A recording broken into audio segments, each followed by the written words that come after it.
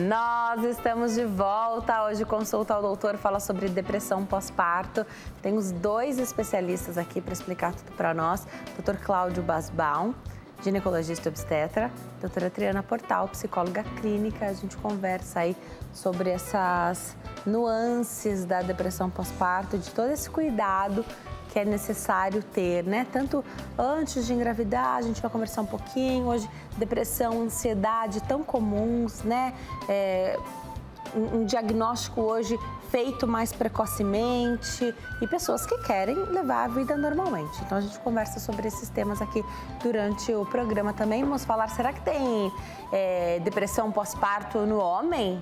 E o que é aquela psicose pós-puerperal que o Dr. Cláudio citou aqui pra gente? Volto para a entrevista, eu tinha deixado pergunta para o Dr. Cláudio Basbaum, então vou emendar aqui, aliás, outra pergunta, aquela que eu deixei. Então, a primeira era sobre a gestação com depressão prévia, a mulher que já tem a doença e não deu tempo, às vezes, de esperar a coisa ficar melhor, um cenário melhor, e ela engravidou nesse meio do caminho. Então, como é que é esse pré-natal e esse curso aí, esse caminhar com o tratamento da depressão? E para engravidar, a gente conversava aqui durante o intervalo, é necessário ter um cuidado, a consciência.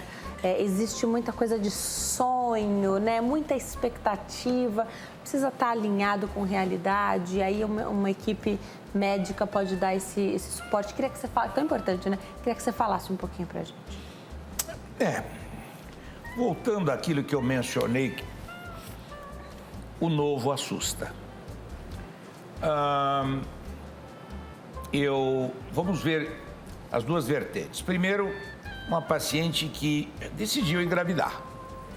Não é só se preocupar que vai comprar o bercinho ou vai comprar roupa bonita e já não sabe nem que cor compra, se é azul ou rosa. Hoje tanto faz, né? E é que assim seja, por exemplo. E não entender que está dando um passo extremamente importante na vida. Né? A gente tem uma série de crises de transição na nossa história de vida. Né? São crises absolutamente previsíveis da vida adulta, que até tem um livro com esse nome. São crises que vão surgir. Vai engravidar. Essa moça, essa jovem, às vezes nem tão jovem, ela está pronta para isso? Ela pode ter problemas de qualquer natureza. Ela pode ter uma insuficiência da tireoide, ela pode ser uma hipertensa de base, ela pode ter um diabetes de base ou um pré-diabetes. Ou seja, ela vai ter que cuidar com o endocrinologista. Mas se ela é uma pessoa que tem situações ambivalentes, onde ela tem conflitos não resolvidos, né? Onde ela tem um histórico, seja importante o histórico familiar, como a doutora Adriana mencionou, ou dela, né? Se ela apresenta quadros depressivos no pré-menstro, enfim, se você fareja que ela não tem tanto, digamos, preparo para dizer, você vai passar por um momento novo.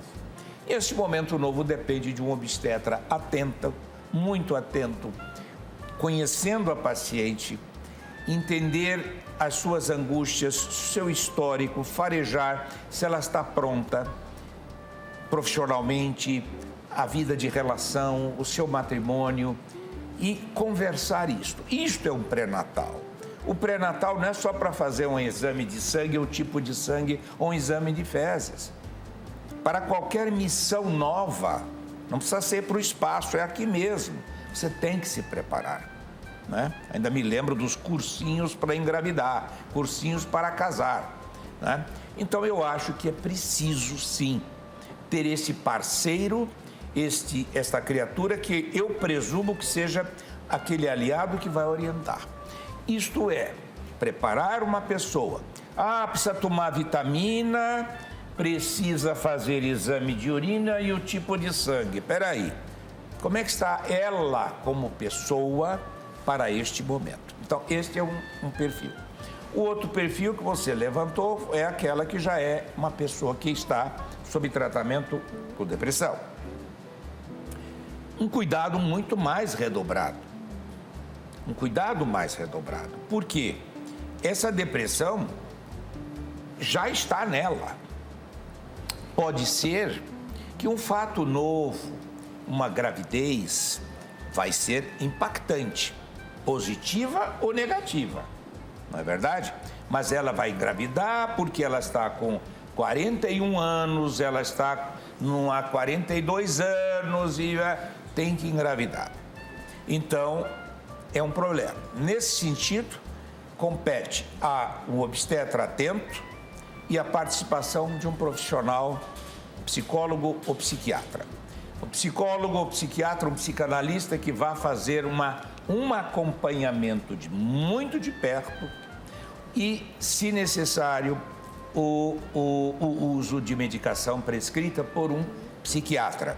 O psicólogo não prescreve, o psiquiatra prescreve.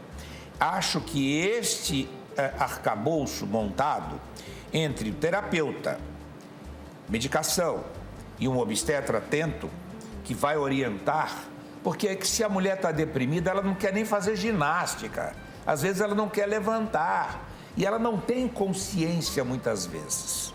Então é preciso ter esse cuidado maior, sobretudo nas mulheres. E medicação. Medicação nem sempre e nem todas. Mas existe sim, é importante saber que tem pacientes que precisam usar a medicação sob controle e que passam equilibradamente esse momento e que isso o bebê aceita, sem maiores repercussões. Esses são os dois quadros que eu acho que é o que você me perguntou. Perfeito, perfeito. Porque existe muito medo de usar qualquer remédio durante a gestação, né? Qualquer um.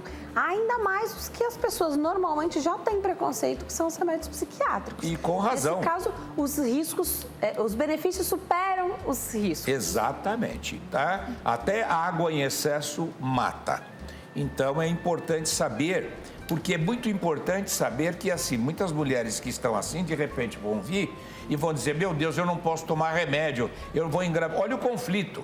Ela quer engravidar, ela precisa engravidar, a idade está chegando, está no momento, mas o doutor Basbal disse que não pode tomar remédio. Aí ela não vai querer engravidar, ela entra em surto. Aí é pior, vai lá atrás da Triana para resolver o problema. Então, o que eu quero dizer é assim, tudo que tem solução, solucionado está. Então, é possível, com profissionais competentes que saibam lidar, e nem é o obstetra muitas vezes, que sabem lidar com medicamentos antidepressivos, além dos cuidados gerais. O que são os cuidados gerais, sumariamente? Menina, vai fazer ginástica. Existe, qual é o antidepressivo natural? Aquilo que é fabricado pelos neurotransmissores, ou seja, basicamente a serotonina. Você faz uma ginástica, tua serotonina aumentou, ela fica mais feliz. O duro é levar ela para fazer ginástica. Então, procurar fazer atividade em grupo. É muito importante o grupo de gestantes, ou mesmo que não seja, vai jogar bola na piscina. E isso anima. E outras coisas que podem fazer com que a pessoa não se fica enrustida dentro de casa, que não quer nem trocar de roupa. E é difícil. Para isso, o suporte profissional é fundamental. E é importante o que o doutor está falando, né? Que o papel do ginecologista, do obstetra, de ter esse olhar mais humano, porque acho que por muito tempo, né, doutor? Sim. Também depende da escola, né, em que o profissional acredita e segue, não tem esse olhar humanizado. Então, vai pedir os exames necessários, vai olhar para o bebê, é ultrassom, é a vitamina e tudo isso, mas não olha para essa mãe. Como você falou, está olhando para o bebê que está por vir, para a saúde física e acaba não atentando para acompanhá-la nesse processo, né? E esse profissional, ele tem conhecimento vasto, porque ele sabe todas as etapas, está todo dia vendo essas mães, mas muitas vezes não tem esse lado mais humano de abordar essas questões. E uma questão que eu vou complementar do que você está levantando é assim, quem é o personagem principal de todo esse momento do estado gravídico, parto, pós-parto? Muda. Durante o começo é a mulher grávida. Onde ela chega, mas que maravilha, né? A senhora quer sentar? Né? Que lindo, nossa, que grávida linda, para quando é? Ela é o centro de todas as atenções. Né? Se tiver um barrigão maior, ainda vai perguntar, é gêmea? E se disser que é gêmea, então ela é a campeã mundial. Então vai ser vista com reverência, né? Com muita alegria, é uma festa. E de repente ela pariu, nasceu o bebê. Quem vai para a maternidade vai ver o quê? O pai, a mãe ou o bebê? Vai ver o bebê. Leva presentinho, talquinho, né? Vai levar todas as roupinhas. Às vezes a pessoa não quer nem ir, né? Diz, ixi, tem que comprar uma lembrança porque tem que ir na maternidade, é chato, né? Mas enfim, vai para ver o bebê. E tem a coisa, fulana deu à luz, mas ela já não é mais o centro. E este conflito, pegando esta mulher com uma queda hormonal, ela já vai se sentir meio... bom, e eu? Eu não era a rainha da cocada preta e agora... Há um conflito e depois eu vou misturar com o marido, porque o marido também vai entrar. Daqui a pouquinho a gente pode falar sobre isso. Continuando o que o doutor falou, né, a mudança no papel, acho que isso é importantíssimo, porque essa palavra pode ser estranha, mas é exatamente isso que acontece, o luto, né, de uma mulher que deixou de ser filha, né, ela continua sendo filha, mas ela deixou de ser uma filha para se tornar uma mãe. Então, aquele papel que ela tinha na sociedade, tudo que ela conhecia, muda do dia para o outro. Na verdade, existe a gestação, que é um processo que vai preparando, mas de fato acontece essa virada com o nascimento da criança. Então, existe um processo de assimilação e acomodação que acontece aí no puerpério.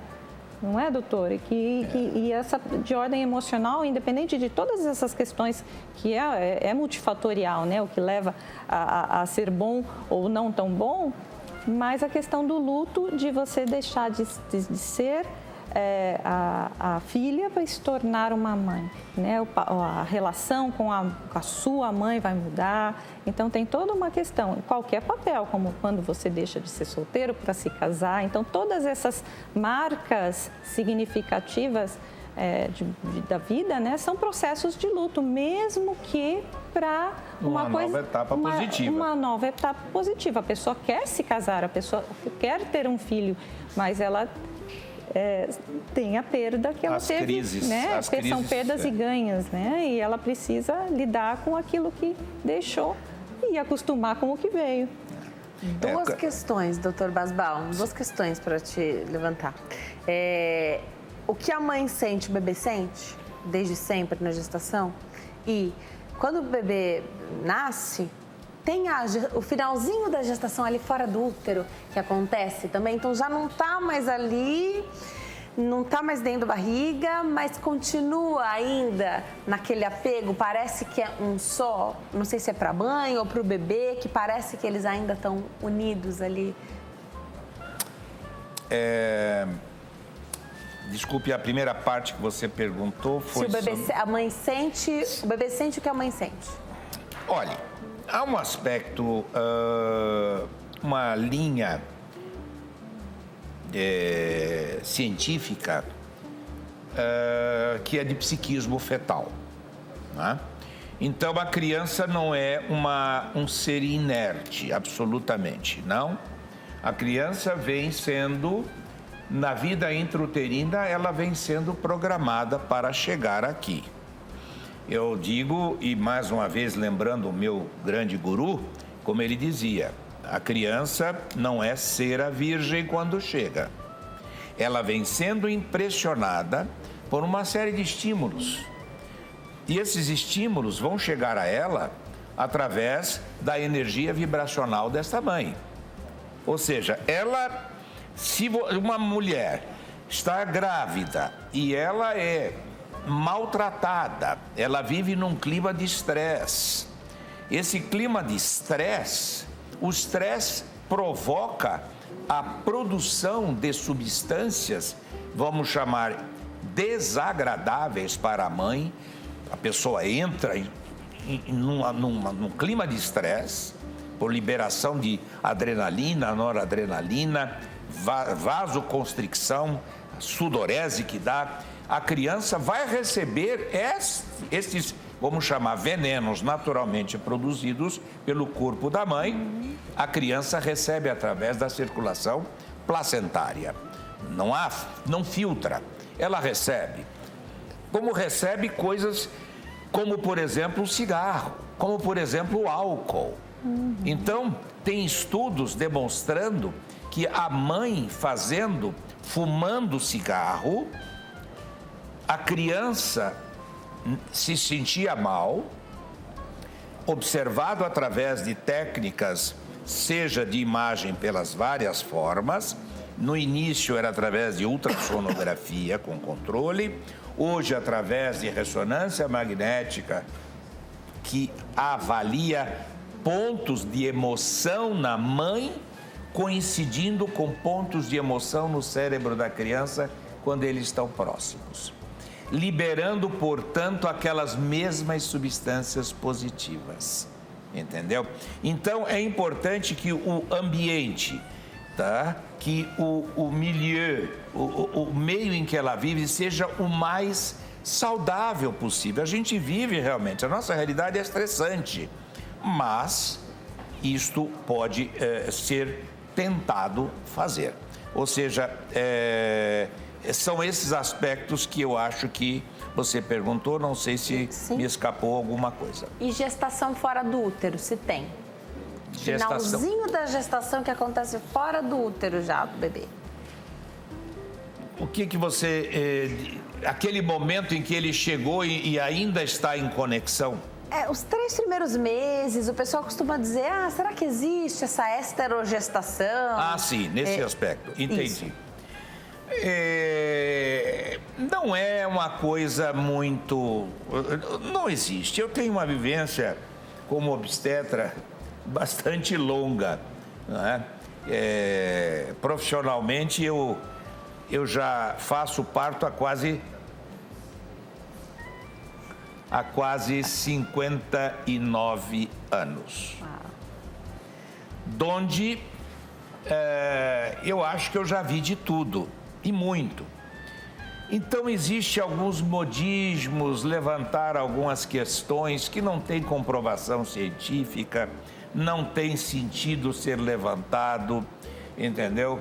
Tem certas coisas que eu não concordo com base científica, não concordo com comer placenta, entendeu? Tem certas coisas que não é. Agora, essa esterogestação, essa coisa que ainda mas não é, ou não é. Gravidez, o bebezinho implantou, produziu gonadotropina coriônica, deu positivo, já podemos dizer ela está grávida, tem pessoa, ela está grávida. O que ela precisa é adaptar-se à nova realidade, que às vezes é ambivalente. O estado gravídico é um processo neurótico que dura 9 meses. Me desculpe que eu entro na tua área. Neurótico no sentido amplo, científico, de variação. Não neurótico no mau sentido.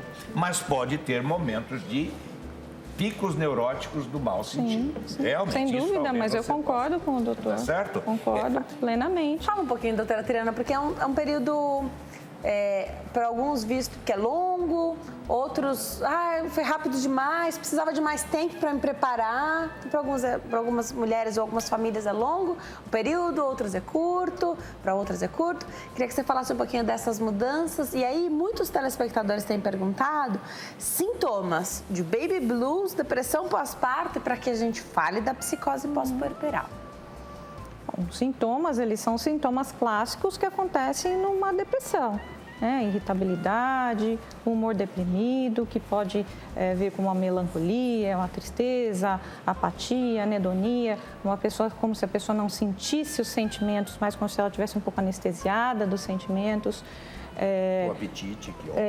Mudanças no apetite, né, para mais ou para menos, o sono. Então, lógico que com a rotina alterada, com o bebê que, né, acorda de hora em hora, ela não vai ter um sono reparador. Mas o sono ele pode ser também se apresentar como excesso de sono, né, um sono conturbado, perturbado, insônia. Algumas mães, o que mais que a gente pode citar? Sentimentos de culpa, de ambivalência, de incapacidade, enfim. E desespero. Desespero, exatamente, muito bem. Ela se sente tão fora e, ao mesmo tempo, uma sensação de desespero que ela não tem, que não há uma fonte que ela diga, eu estou com desespero porque estou com dor no pé. Não é a dor no pé. Ela não sabe o que é. Ela não sabe o que é aquilo e ela não sabe sair daquilo e ela não tem a consciência nesse estado mais avançado. O deprimido, ele fica ali largado, ele não se mobiliza e quando você leva a sugestão, ele não vai fazer. Então é preciso esse suporte muito mais de perto, é fundamental da gestação inteira e, sobretudo, no pós-parto. E o obstetra tem que estar muito atento para ficar uma coisa que eu gosto. Telefonar para a paciente, conversar, como estão as coisas. Esse colo é fundamental, não só no pós-parto.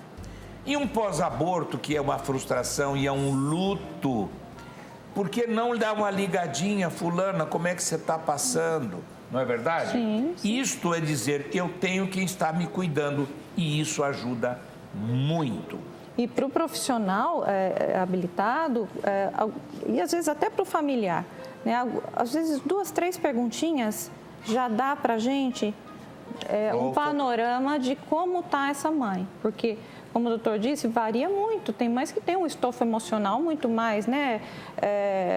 Vamos dizer ali, muito mais resiliente, muito mais estruturado do que outras. E quando a gente fala, né, que a gente não pode falar só do mundo idealizado, mas de mães que não têm um marido junto, que foi uma gravidez indesejada, né, que tem problema de drogadição ou de alcoolismo, o doutor citou, parece que isso é uma coisa muito distante, mas não, né, doutor? É frequente. Não, é muito mais frequente. E aí, como que a gente... Né, então, ela já tem várias questões, como que ela vai vincular com essa criança? Violência familiar. Violência familiar. Isso a gente tem muito também. Entendeu? Mulheres que são agredidas e agredidas durante a gestação, fisicamente e verbalmente, que eu não sei o que é pior, entendeu? Então isso existe.